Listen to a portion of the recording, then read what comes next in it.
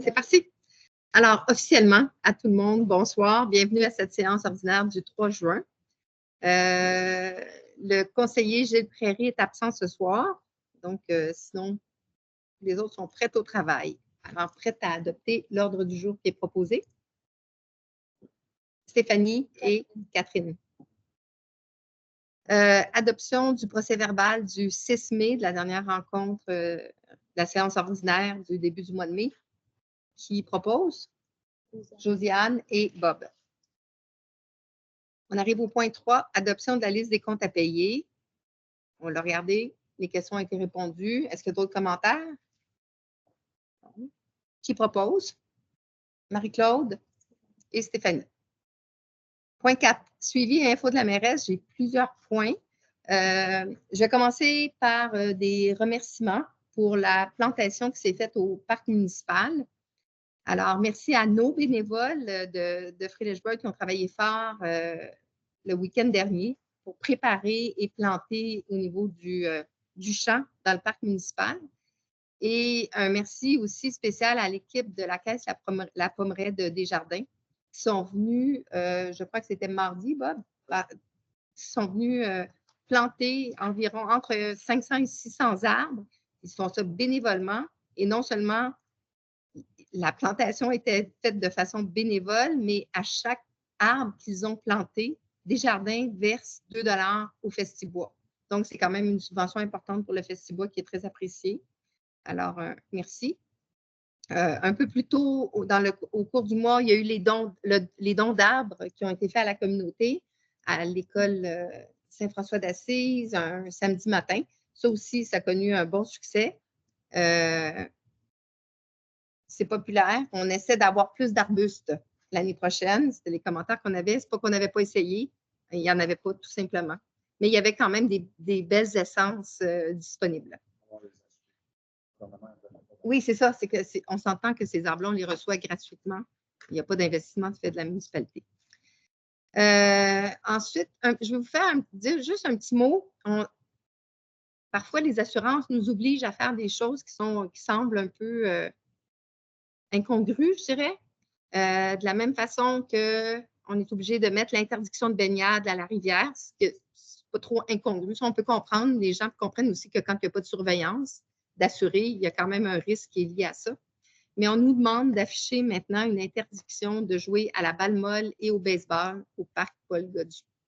Alors, considérant que tout a été aménagé en conséquence avec le filet, les lumières, et la raison pour laquelle on nous demande ça, c'est parce que le parc n'est pas clôturé. Alors, le terrain de baseball. Donc, oui, on avait discuté tout à l'heure. Donc, il y a un risque qu'une balle parte et frappe quelqu'un qui joue dans le parc un peu plus loin. Donc, on va avoir l'obligation. Je sais que ça va soulever des commentaires, mais si les assurances nous demandent de le faire, c'est une question de sécurité. Alors, on va le faire. Dans le fond, c'est pour dégager la municipalité en cas d'incident, d'accident ou de drame qui arriverait.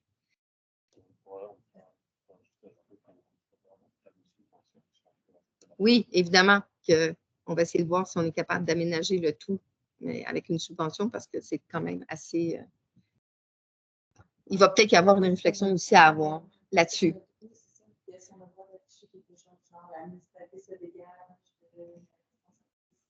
Plus d'interdiction. Le point, bon, ça n'a pas été présenté de cette façon-là, mais j'aime la formulation, effectivement. Oui, oui. Oui, c'est ça, effectivement. Je le retiens, Stéphanie, je vais vérifier. Ensuite, j'ai un petit mot. J'ai vu beaucoup passer de commentaires parce qu'on cherchait un nom pour le parc municipal. Les gens s'offusquaient parce qu'on voulait renommer, les gens ont compris qu'on voulait renommer le parc Paul-Gaudu. C'est vraiment pas question de ça. Le parc Paul-Gaudu est là pour rester. L'idée, c'est qu'on a un parc municipal qui s'appelle Parc municipal. Je ne l'ai jamais appelé autrement, à ma connaissance. Alors, l'invitation à participer. Le terrain de l'Arda. C'était quoi l'Arda? Ah, OK. OK. ARDA. OK. Le terrain de l'Arda, donc, avant. Donc, Vous êtes quand même invité à soumettre des suggestions de noms. Il y a un sondage qui tourne en ce moment sur le site Internet et sur Facebook. Un petit mot, parce que je pense qu'on a fait preuve d'innovation cette année. On est une des rares municipalités, sinon la seule, à avoir une garde caserne à temps plein durant le jour, la semaine pour l'été. Notre directeur incendie a travaillé fort à restructurer les horaires des pompiers parce qu'il y avait toujours du temps prévu de toute façon pour l'entretien, pour les réparations, puis les inspections. Donc, il a pris ce temps-là qui normalement se fait le soir pour le mettre le jour. Il y a des pompiers qui sont disponibles cet été parce que c'est très difficile d'avoir la force de frappe l'été, le jour, parce que en semaine, les pompiers soit travaillent ou soit sont en vacances. Donc, ça nous assure en tout temps un officier sur place et un opérateur d'autopompe. Donc, c'est vraiment comme la base pour pouvoir fonctionner. Et ce qui est merveilleux là-dedans, c'est qu'évidemment, on s'entend que l'entretien puis le suivi des inspections, ça prend à 2 hommes, ça ne prend pas 80 heures semaine. Ces hommes-là sont donc disponibles pour effectuer des travaux de voirie. On pense entre autres à redresser tous les poteaux de signalisation de rue ou d'adresses qui manquent ou qui ne sont pas à jour, faire un suivi. Il y a aussi comment on appelle ça, donc, les bornes sèches qui sont à vérifier sur le territoire, qui n'ont pas été vérifiées depuis belle lurette. Donc, ça va tout être fait par le personnel qui va être en place. Je trouve que c'est une belle initiative qui nous a été suggérée par le directeur incendie. Puis, je pense qu'il y a beaucoup de directions d'incendie de la MRC qui sont un petit peu jaloux. Samedi, on se rappelle, c'est le marché fermier et le bazar, en espérant que la température soit au rendez-vous pour ce premier marché fermier, cette première édition du bazar. Tout le monde est invité à y participer. Les gens qui veulent vendre pour la vente de garage, qui ne font pas partie du noyau villageois, dans le fond, ou qui ont peu de choses à vendre, peuvent se joindre, peuvent s'installer au parc pour le temps du marché. Pas en après-midi, mais de 9 h le matin à 1 h, ils peuvent s'installer au parc pour vendre. Ce sera autorisé exceptionnellement. Dernier point, le camion de pompier. On vote ce soir l'adoption finale du règlement d'emprunt de 755 000 $. Comme c'est un règlement d'emprunt pour lequel on a 0 subvention, en fait, dès que les subventions sont de moins de 50 %, on a l'obligation d'aller dans le fond, d'aller en référendum, d'aller consulter la population pour s'assurer que tout le monde est d'accord avec l'achat qu'on fait. L'ouverture du registre, c'est lundi prochain. Donc, le 10 juin, ça se fait de 9 h à 19 h. L'avis public va être publié dès demain. En fait, l'avis public va être publié dès qu'on aura adopté dans les prochains points le règlement comme tel. Ça va être mis en ligne sur le site également. Alors, dans le fond, le registre est ouvert pour ceux qui veulent venir inscrire leur nom pour dire qu'ils ne sont pas d'accord avec ce règlement d'emprunt. On a besoin de 116 signatures pour aller en référendum. Dans le fond, s'il y a 116 personnes qui s'opposent, qui s'objectent au règlement, il y aura donc un référendum qui va s'adresser à l'ensemble de la population sur l'achat de l'autopompe qui, je vous le rappelle, fait partie des nécessités, puis une chose à laquelle on doit se conformer par rapport au schéma de couverture de risque. Mais si jamais on est allé en référendum, il y aura plus d'explications, plus de présentations pour mais expliquer de façon complète. Le camion est fini, puis sa capacité, notre camion est fini, puis sa capacité, la capacité d'eau qu'il contient ne nous permet pas de rencontrer les exigences du schéma de couverture de risque. Et malgré, le prix est élevé, j'en conviens, mais malgré tout ça, c'est vraiment comme un excellent prix. On s'attendait à quelque chose au-dessus d'1 million. On arrive quand même à 755. Bon. Pas pour les camions de pompiers. On est bon là-dedans, vers ma gauche, pour trouver les subventions, mais pas les camions de pompiers. Il n'y a pas de subventions qui sont offertes pour ça. En tout cas, pas à notre connaissance. on a cherché.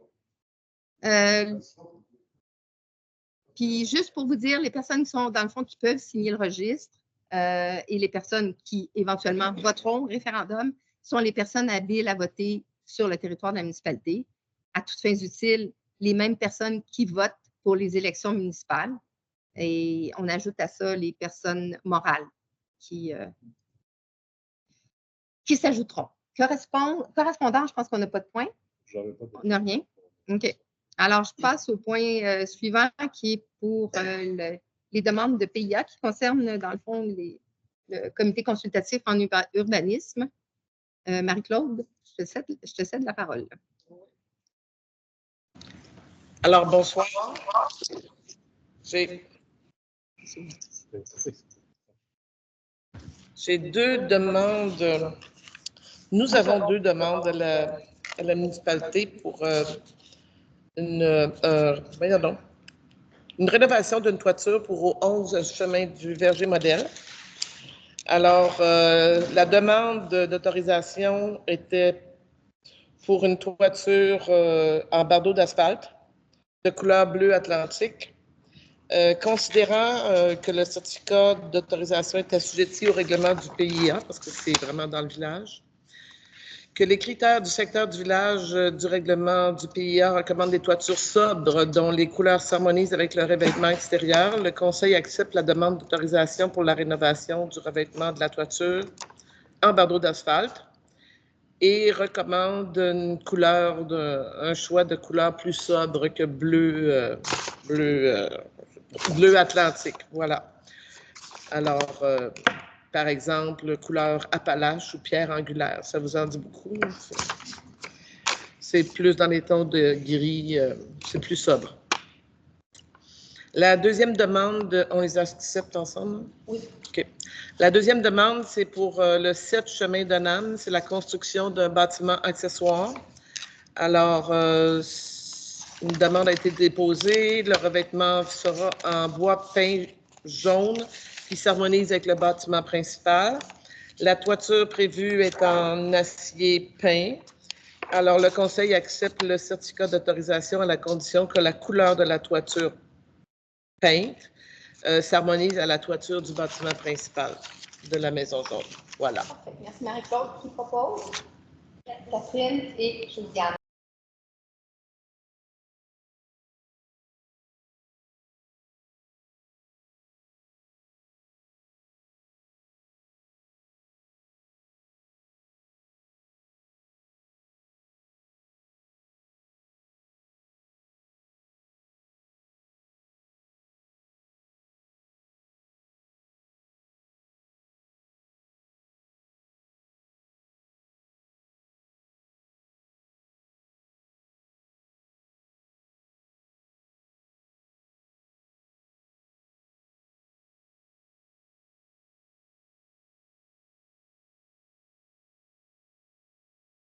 C'est bon. OK. Donc, et aussi l'ajout d'une chèvre, hein, c'est ça? Une chèvre qu'on appelait dans le bâtiment? Modification de la chèvre. Parce que dans un aqueduc, il y a une chèvre. C'est un outil, c'est un treuil qui transporte les pompes quand c'est en cas de bris pour les déplacer à l'intérieur de l'usine. Puis ça posait problème. Donc, ils ont travaillé bien fort à tout ça. Tout ça pour dire qu'on arrive avec une facture de 3 363 et 2 taxes incluses. Je vous rappelle que ça fait toujours partie de notre programme de la TEC. Qui propose? Une autre question? Oui. Je voulais juste dire que ça s'en vient. C'est là, on m'a dit qu'en juin, il était prêt. C'est tout ça?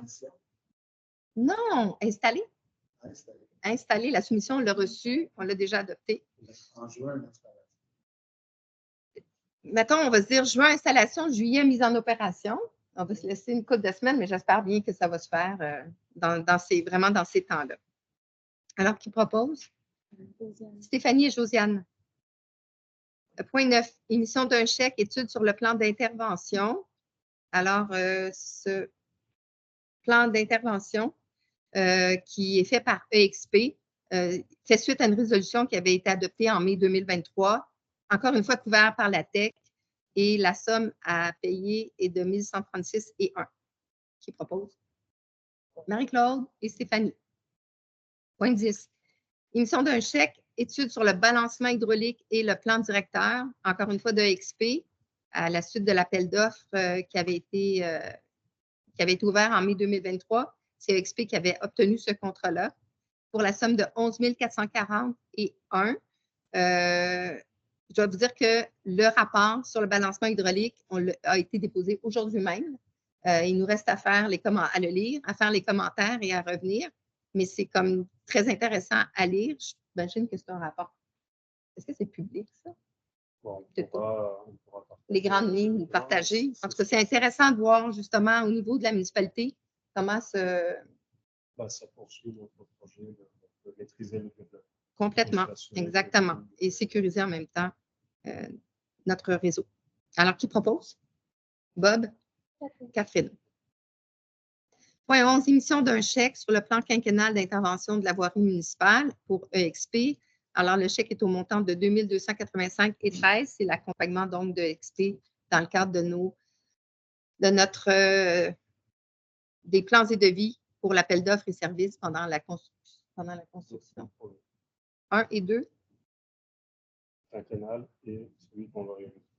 OK. Mais les montants sont? J'ai un montant. OK. C'est les deux projets ensemble. 2853. OK, pardon. OK, je vois effectivement que 2853 et 11, donc la facture. Attends, je vais juste revenir parce que je m'excuse, mais ça m'avait échappé, là. Je regarde les montants. Il y a 2285 et 13. Puis ensuite, j'arrive avec 2853 et 91. Alors, c'est juste. Il y a quelque chose qui est des chiffres. Fait que peut-être, non?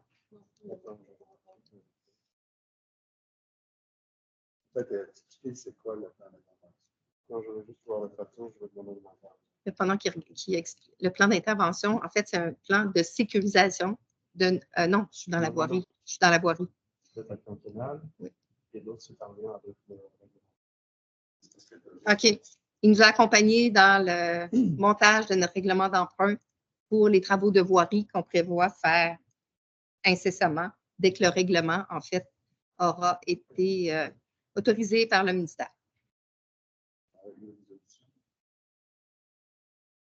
En fait, juste pour vous donner le topo, on avait commencé à faire un plan quinquennal pour l'intervention sur toute la voirie. Oui.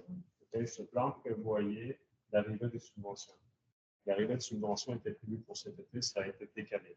Donc, on puisse intervenir immédiatement cet été et réaliser plusieurs projets, notamment donc sur Pinac, Macintosh et Verger Modèle, en lien avec l'appel d'offres qu'on a lancé et le règlement d'emprunt parapluie qui va être adopté aujourd'hui. Nous avons bonifié le projet initial, le mandat initial du quinquennal, par ces interventions. Oui.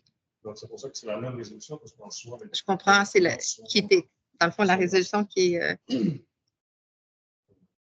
réajustée. Alors, juste pour le montant, parce qu'on va quand même voter le bon.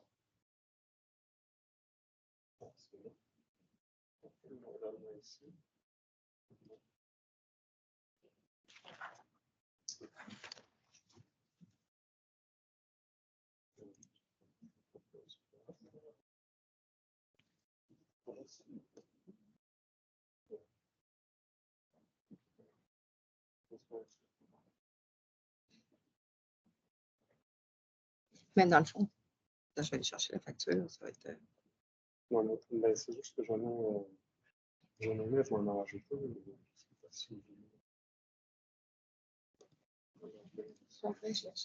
Moi, je l'ai ici. Là.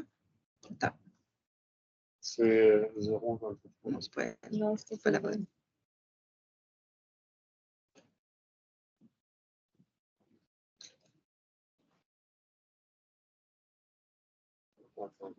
Je un papier. Ah.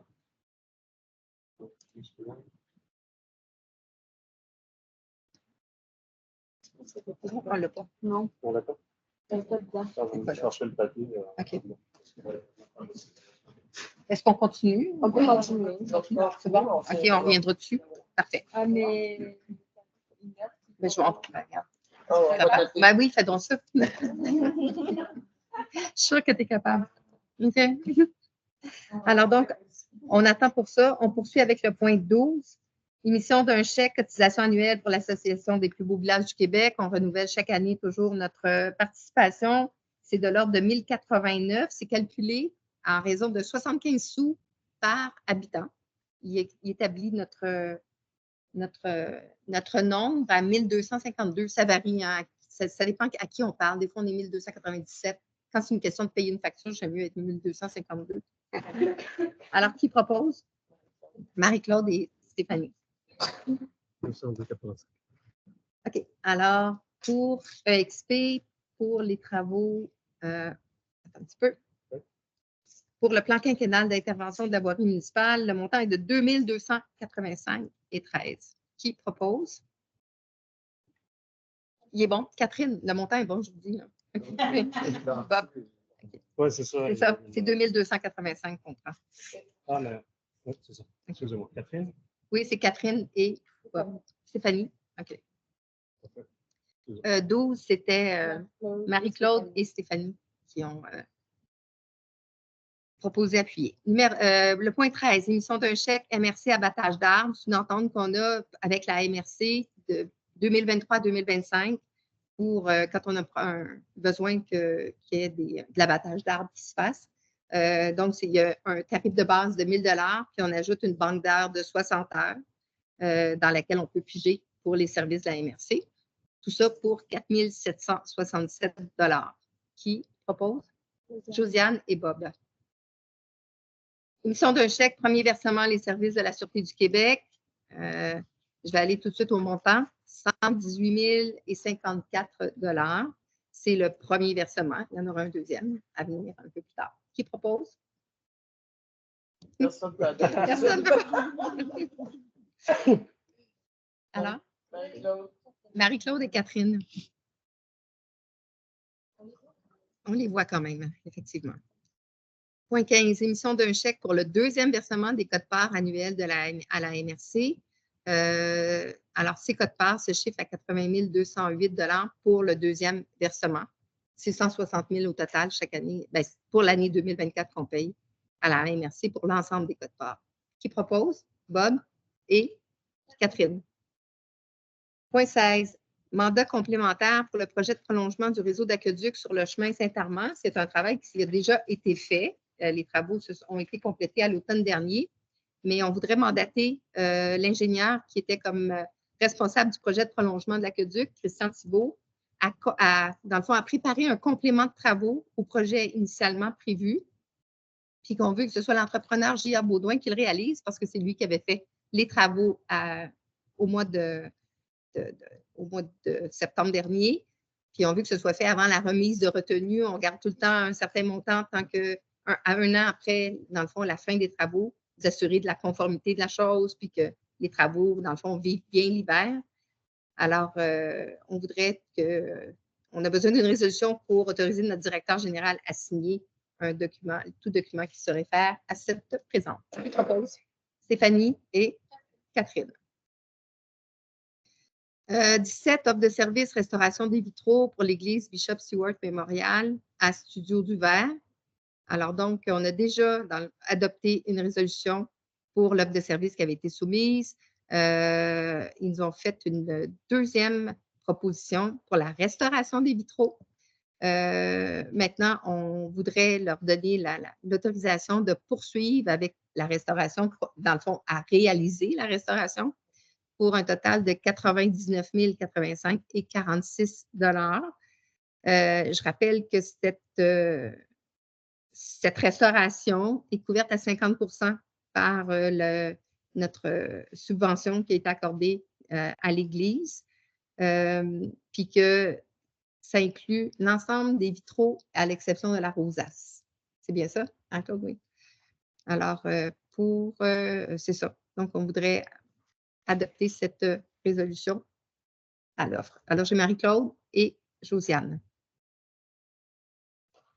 Une offre de service, documentation de l'Église par Gilles Blais. Alors, on veut profiter de tout ce qui se fait à l'Église, la restauration, la transformation, tous les travaux pour faire faire un mini documentaire, dans le fond, sous forme de capsule pour nos archives, pour notre mémoire, pour garder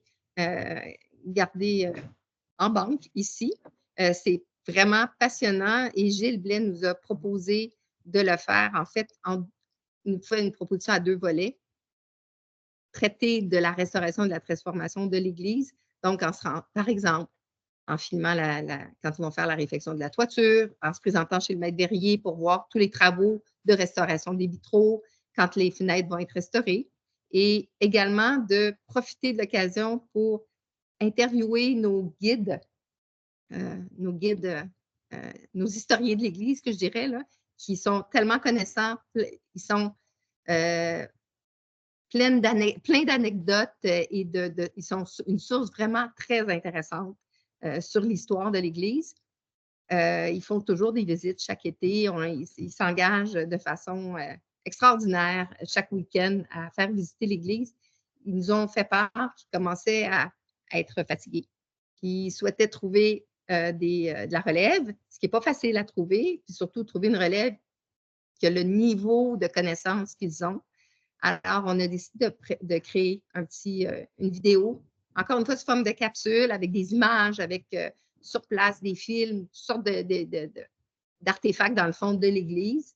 Et encore une fois, Gilles nous propose les 2 vidéos que je viens d'évoquer, les deux documentaires. C'est pour le montant de 8 430,20 taxes incluses. Alors, c'est vraiment comme quelque chose de très, très abordable. Je pense que Gilles fait preuve d'un engagement citoyen vraiment remarquable là-dedans. J'ai vu quelques-unes des photos qu'il a prises déjà en parlant avec Normand Gaumont et France Poulain. Les photos sont extraordinaires. Il est vraiment très doué. On sait, c'est lui qui fait à de multiples occasions. Il a publié sur les sites Facebook qui évoquent la municipalité. Alors, sur cette proposition qu'il propose, j'imagine que j'ai Marie-Claude. Il y a 2 montants encore. Oui, non, c'est qu'il y a quelque chose qui est retiré. OK, c'est bon. Oui, oui, effectivement. En fait, c'est ça. Le montant global est de 9 350, mais on retire un montant qui avait été c'est ça, attribué à l'achat d'un équipement. Donc, le total dans le fond, à payer, c'est 8 430 et 20. Marie-Claude et Stéphanie. Je ne l'ai pas mentionné, je vous ai ajouté, on avait prévu de réaliser la première. Dans une année, effectivement. La première vidéo se réalise dans le budget de 2024 grâce au budget des comités consultatifs et la deuxième vidéo va se faire dans le budget de 2025. Et Gilles est d'accord avec ça. Point 19. Offre de services, peinture, toiture, Grammar School et église Bishop Stewart. Alors donc, on mandate l'architecte qui a travaillé à la préparation des plans et devis pour la toiture de l'église. La toiture ici, j'ai oublié de le mentionner tout à l'heure, mais vous avez remarqué que les travaux sont finis, terminés. C'est magnifique. Oui, effectivement, il va juste rester à peindre maintenant l'hôtel de ville parce que ça jure un peu avec, mais ça va aller à l'année prochaine. Alors donc, il nous reste un peu d'argent sur la subvention de restauration, pardon, et on souhaite l'appliquer au Grammar School, donc à peindre la toiture et le lanterneau. C'est de nombreuses années qu'on dit qu'on va le faire, ainsi que le clocher de l'église qui a besoin d'être repeint. Puis éventuellement, il y a un paratonnerre qui doit être installé également.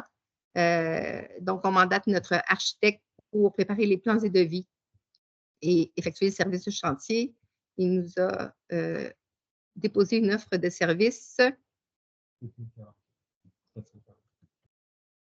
Comment tu dis? Ah oui, 7 444 et 63 taxes incluses. Alors, qui propose? Catherine et Marie-Claude. Point 20. Adoption du règlement concernant les ententes relatives à des travaux municipaux. C'est pas ça?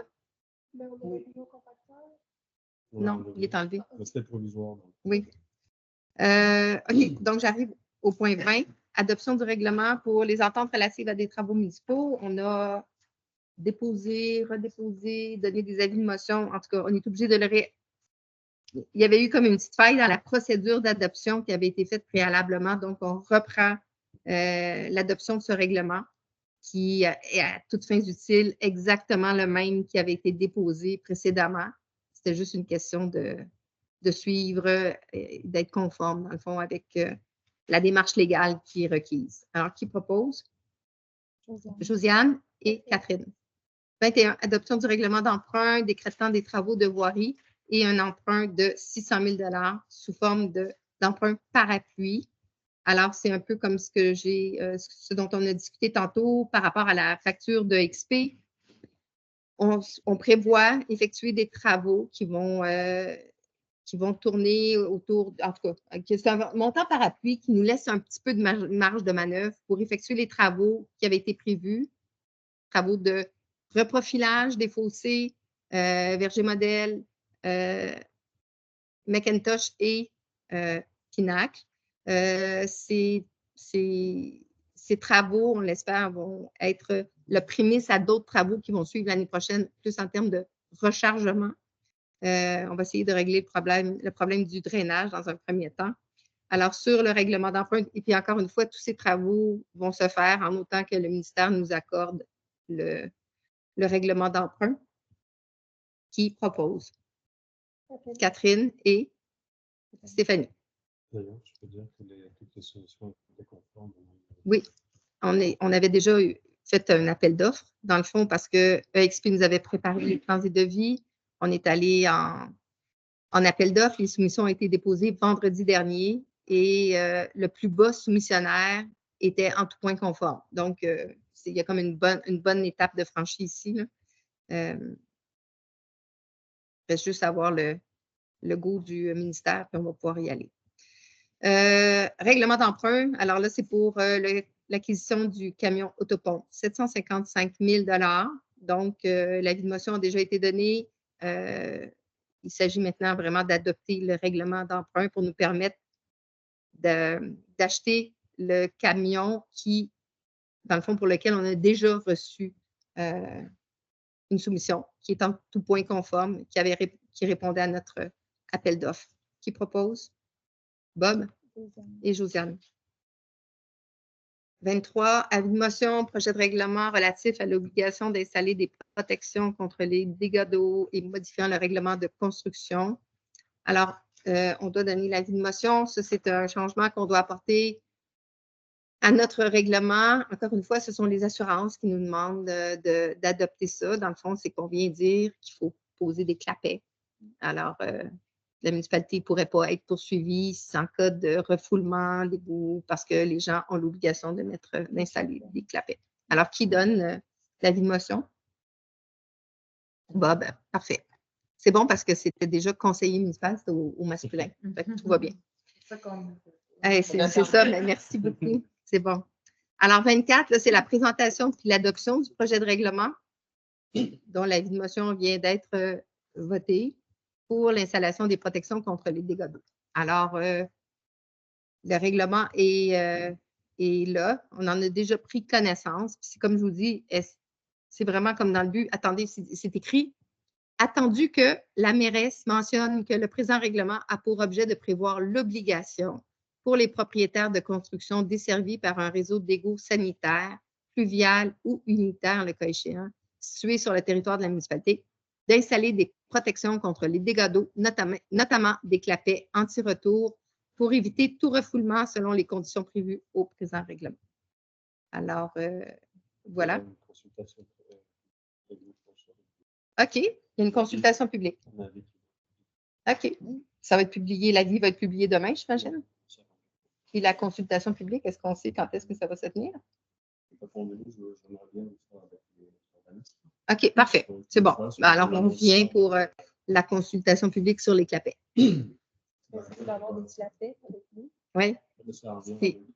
La loi sur l'aménagement et l'urbanisme, ça nécessite, c'est ça, une procédure spécifique. 2 personnes qui proposent et qui. Alors, j'ai Catherine et Josiane. Le feu vert clignotant, alors on a un règlement sur le feu vert qui. Feu vert clignotant. Non? C'était le provisoire pour. OK. Oui, parce que le principe, on l'a déjà adopté. Feu vert clignotant, donc nos pompiers on a un règlement qui leur permet d'avoir un feu vert clignotant dans leur voiture pour indiquer qu'ils sont en situation d'urgence et qui ont à se déplacer rapidement, mais de façon conforme à la réglementation. Alors, la résolution vise à nommer notre directeur général pour signer tout document qui se réfère à cette réglementation. C'est la municipalité qui doit autoriser pour les pompiers. Ah, OK. Donc, avant, c'était la SAAQ. Maintenant, c'est nous. Qui propose? J'ai Bob, bien sûr, et Catherine. Ben, ça ne coûte rien. Ça ne coûte rien. Les pompiers payent. Exact, c'est ça. Point 26, autorisation de signature de chèque pour l'adjointe à la direction, Nathalie Cayatte, notre nouvelle adjointe à la direction. Alors, qui propose pour qu'elle puisse signer les chèques? Oui. Alors, j'avais Josiane et Stéphanie. C'est bon? C'est ça. Signature de la charte de la bientraitance des personnes aînées de l'Estrie. En fait, c'est une demande qu'on a reçue de signer cette charte. Donc, le conseil, je ne signe rien si le conseil ne m'a pas autorisé, évidemment. Donc, elle m'a autorisé à la signer. Il y a une journée pour la lutte contre la maltraitance le 15 juin. Et ce qui est évoqué là-dedans, c'est comme la base de la base de la base en matière de bientraitance, je dirais, envers les aînés. Alors, j'espère que vous allez m'autoriser à signer cette charte. Qui propose? Les vieux proposent encore. Marie-Claude? Marie-Claude et Stéphanie. Oui. Embauche d'une préposée au bureau d'accueil touristique, Maria Garz. Alors, c'est pour confirmer cette embauche. Maria qui va travailler les week-ends pendant l'été pour permettre à France de prendre quelques jours de congé. Qui propose? Stéphanie et Bob. Un point pour remercier ce que j'ai, dans le fond, ce que j'ai évoqué en début, pour remercier les bénévoles de l'équipe de Desjardins. Je l'ai fait, dans le fond, de façon publique, mais j'aimerais bien qu'on fasse une résolution pour leur envoyer de façon plus formelle. Alors, qui propose? Bob et Josiane. Merci. On arrive au point 30, la nouvelle des comités consultatifs. On va commencer par le comité consultatif société. Stéphanie? Oui, donc pour le comité consultatif, ben, vous voyez qu'on est toujours dans nos bords. Ils sont là, les autres. Ils sont là, les pompiers sont arrivés. Les pompiers sont là, ils vont monter les bibliothèques. Non, ça passe, on a commencé l'horaire. Mais le mien est ouvert, je pense qu'on donc, on a commencé l'horaire d'été à la bibliothèque. C'est donc dire que la bibliothèque est maintenant ouverte c'est avec les heures d'ouverture de la municipalité, en fait, de l'hôtel de ville, pardon. Donc, c'est de 8h30, c'est de midi à 1 que c'est fermé. Donc, de 8h30 à midi et de 13h à 16h30. Donc, c'est Geneviève qui va s'occuper un petit peu de l'accueil en bas puis qui va noter les prêts, là, si jamais, lorsqu'il y en aura. Je veux remercier les bénévoles. On a vraiment une escouade de bénévoles impressionnante là, qui travaillent fort, qui reclassent, qui s'assurent de la qualité, qui font un roulement dans les rayons, qui prennent vraiment ça à cœur. Donc, je veux les remercier. Puis, donc, c'est ça. Donc, pour l'été, ça va aller comme ça. On va laisser le temps à nos bénévoles de se reposer, puis on se revoit en septembre. OK. Puis juste rajouter aussi qu'il y avait une volonté d'ouvrir, dans le fond, l'espace à toute la communauté. Oui, pour le télétravail. Exact, c'est ça. Donc, le télétravail aussi, dans le fond, est possible selon les heures d'ouverture de l'hôtel de ville aussi, ici, dans l'espace de la bibliothèque. Parce qu'on a souvent des pannes de courant. Oui. Puis on nous appelle souvent pour nous demander est-ce qu'on peut venir travailler à l'hôtel de ville ou y a-t-il un réseau? Alors, comme on est génératrice, pas tout le temps, des fois, ça fonctionne pas tout le temps. Tout le temps, c'est bon. Oui, bien là, il y a réglé avec l'Église maintenant. Donc, c'est possible de venir travailler ou passer du temps ici pendant les heures d'ouverture. On poursuit avec le comité consultatif en environnement. Diane? Oui, donc comme vous avez sûrement pu remarquer, on est dans notre démarrage d'escouade de plantes envahissantes, de plantes exotiques envahissantes. Donc, il y a eu une conférence la semaine dernière, jeudi, au BT Betrave, qui était présentée par l'OBV. On a traité un peu on n'a pas parlé des plantes exotiques envahissantes, mais on parlait de la préservation de la rivière au Brochet, les tortues et tout ça. Puis, en parallèle, c'est ça, on travaille sur le dossier des PEE. Puis, on espère pouvoir avoir des rencontres une fois par mois, puis créer un groupe de citoyens volontaires qui pourraient pas se promener, là, mais faire l'inventaire du chemin Pinac pour l'instant, puis de la rivière au Brochet pour vraiment repérer les zones qui sont affectées par le nerf brun. Le nerf brun, c'est plus en forêt, mais par la renouée du Japon. Donc, c'est ça. Alors, on commence par ça, puis on va évaluer après, ça va être quoi nos techniques de... dans le fond, qu'est-ce qu'on fait avec ça? C'est ça. On est là-dessus. C'est bon. Oui, voilà. Donc, la prochaine, la première vraie rencontre avec le squad, c'est jeudi cette semaine, le 6 juin, au parc municipal, pour faire un premier inventaire. À quelle heure? 17 heures. Oui, j'avais pas dit d'heure. Merci. Merci, Josiane. Agriculture, foresterie, Bob? Oui, bonsoir. Donc, mois de mai, gros mois de mai de plantation. Je retiens à vraiment remercier les gens les bénévoles ici qui ont travaillé fort à deux, trois reprises pour planter les 800 arbres qu'on a mis au parc municipal. Donc, c'est la deuxième phase, en fait. On a planté l'année passée une couple de centaines. Cette année, 800. Donc, ça compense un peu tous les pins rouges qu'on a coupés, là, qui étaient dangereux le long des sentiers et ailleurs. Donc, avec le réseau forestier, on est dans la troisième étape et le projet continue.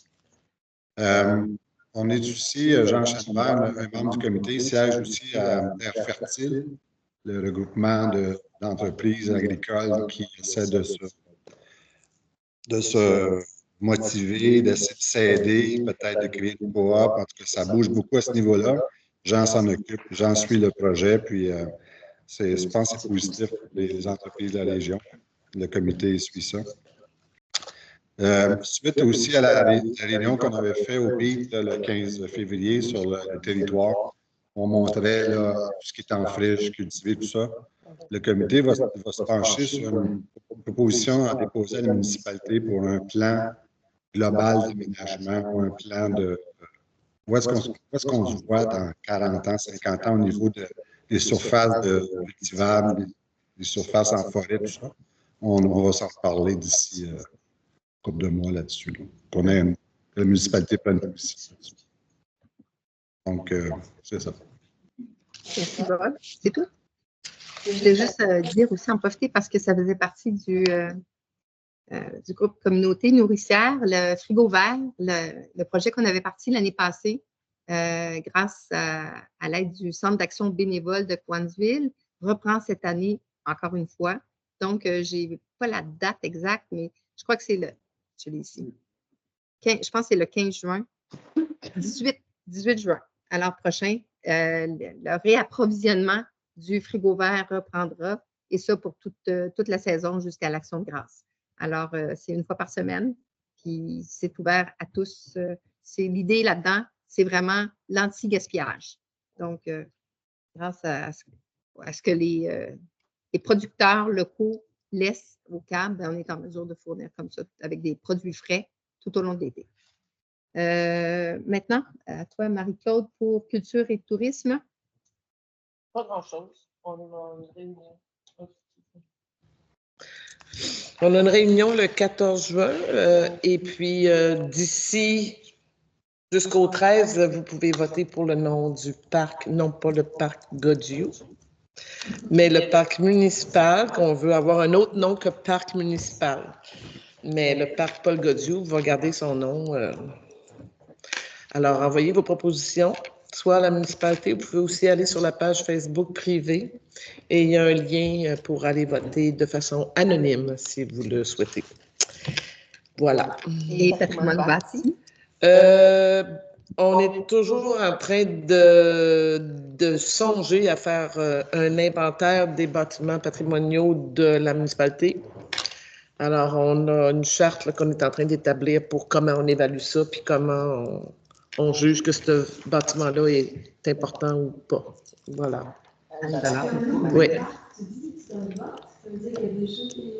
Mais des suggestions, c'est pas vraiment un vote, c'est des suggestions, puis après ça, ben, le conseil va trancher sur. En fait, le comité, dans un premier temps. Oui, faire une recommandation. Oui, c'est ça. On va espérer qu'il soit inspirant et inspiré. Puis qu'il y en ait quelques-unes. Je pense qu'il y en a quelques-unes. OK, c'est bon. Je vais juste faire sur les comités consultatifs en terminant au mois d'août. Normalement, chaque 3 mois, les présidents de comités consultatifs on fait une réunion avec le conseil tout le monde ensemble, question d'échanger sur ce qui se fait dans chacun des secteurs. À l'initiative de notre comité environnement, au mois d'août, on se rencontre avec les présidents, le conseil, ainsi que tous les membres des comités consultatifs. L'idée, c'est vraiment comme d'échanger sur tous les sujets, puis s'assurer qu'il n'y a rien qui tombe entre deux chaises, qu'on couvre tous les angles et de voir aussi si parfois il y a des projets communs qui peuvent se travailler conjointement, comme ça a déjà été fait préalablement. Alors, voilà pour ça. On arrive à la période de questions. Est-ce qu'il y a des questions? Aucune question? Oui. Question, mais c'est une question un peu naïve, dans le sens où probablement que tout le monde le sait déjà. Je me souviens plus ce qui arrive avec le fameux système d'écoute de la municipalité. OK, c'est bon, parce que la question, même au sein du conseil, des fois, on ne sait plus, ça fait tellement longtemps. Oui. Alors, donc, je vais juste faire là. Oui. Oui, le point est bon. Alors, donc, juste un petit point sur l'usine de traitement des eaux. On avait, il y a quelques temps de ça, il y a même, je dirais, années, reçu des plans et devis pour notre mise à niveau. Le ministère de l'Environnement les avait autorisés. Le ministère des Affaires municipales avait émis un veto dessus en disant qu'il n'était pas d'accord avec notre approche, qu'il trouvait qu'on n'allait pas assez loin, dans le fond. Il voulait qu'on aille plus loin, sauf que c'était comme aller plus loin, c'est encore aller, dans le fond, plus d'argent, plus cher. Et c'était aussi que rien garantissait ce qu'il voulait, la formule qu'il voulait qu'on adopte garantissait que ce serait mieux. Bref, finalement, après avoir compris qu'il était pour nous subventionner de toute façon, fait que s'il voulait, c'est comme on s'est dit, ben, si c'est ça que vous voulez, donc on a fait un pas arrière. On est retourné avec la Fédération québécoise des municipalités qui nous accompagne à refaire un rapport qui, dans le fond, étudie les différentes possibilités avec l'ajout d'un traitement tertiaire, avec, sans, puis avec les coûts que ça engendre. Tout ce rapport-là a été soumis au ministère des Affaires municipales. Nous attendons, dans le fond, qu'ils nous disent « OK, go, c'est beau comme ça avec ce que vous nous proposez pour aller après en appel d'offres pour les plans et devis. » On est toujours en attente du ministère des Affaires municipales. J'ai d'ailleurs tantôt noté un point de suivi à faire dès demain parce qu'on est en train de se dire qu'il y a tellement, je dirais, je ne dirais pas laisser aller ou comme un manque de suivi parce que, mettons, il y a une rencontre qui doit se faire et ça ne se fait pas, c'est annulé à la dernière minute, que je pense qu'on va passer au point de vue politique là, pour faire un petit peu plus de pression. Alors, c'est là, dans le fond, la prochaine étape. La prochaine étape, c'est de faire adopter la technologie qu'on souhaite mettre en place avec l'élément tertiaire, si c'est l'élément tertiaire qu'ils veulent, c'est quand même un peu plus d'1 million de dollars, rajouter ça. Mais en même temps, c'est subventionné à 95 %. Fait qu'on ne veut pas le faire, on ne veut pas rajouter ce qui n'est pas nécessaire, c'est de l'argent public, mais s'ils nous forcent à le faire, on sera bien forcé de le faire parce que sinon, c'est ça ou pas de subvention. Je veux dire, donc on attend, on en est vraiment là. Puis l'objectif, c'est vraiment 2025. Non, non. Selon l'environnement, oui. Non, en ce moment. Notre système actuel, non. Non, pas du tout. Non, il faut vraiment passer à autre chose que les marais filtrants, ce n'est pas suffisant. C'est ça. Alors, voilà. C'est aussi d'autres municipalités comme Notre-Dame. Oui, Notre-Dame, effectivement. Eux autres, ça a fait avancer. Ben oui, eux, ils sont en plan de vie maintenant, leur offre, mais ils n'ont pas le même responsable que nous. Leur projet a été accepté, sauf que ce n'est pas un bassin, c'est pas un bassin en béton, c'est des marais, comment on appelle ça? Pas marais, c'est des en terre, là. Comment? Non, c'est comme creuser dans le sol, là, en terre, dans le fond, des fosses en terre, c'est ça. Oui, mais c'est comme, non, c'est vraiment comme en terre. Je ne pense pas qu'il y ait une toile au fond. Je pense, ouais, c'est vrai que c'est un peu. Mais bref, ils n'ont pas la même technologie que nous. Eux, ils enfouissent, je dirais comme ça, puis ils sortent après. Puis nous, on c'est en béton, puis ils remettent en cause l'idée du béton. Nous, ce qu'on dit, c'est vraiment la technologie qu'elle souhaiterait qu'on prenne, qui est comme les fosses creusées. Ça ne correspond pas tellement au nombre de gens. C'est comme normalement, on prend ça pour des populations plus élevées. Puis il faut que tu aies l'espace, il faut que ce soit comme adéquat à ton milieu, adéquat à. Elle n'aime pas la fosse en béton, de toute évidence. C'est là-dessus qu'on essaie de travailler. Mais du côté de Notre-Dame, oui, pour eux, c'est chanceux, c'est approuvé. Puis ils peuvent aller en appel d'offres pour les plans de vie déjà. Alors, ça fait, écoute, ça fait très longtemps. Ça fait, c'était avant, ma conseillère, moi, on attendait après ça. Fait que, je dirais comme 2018, dans ces eaux-là. Là. Ouais. Sinon plus. Il y a d'autres questions? Non? C'est bon. Alors, on va proposer la levée de l'Assemblée. Josiane et Catherine. Merci. Merci tout le monde. Merci d'être là. Oui. D'assister en personne, c'est bien apprécié.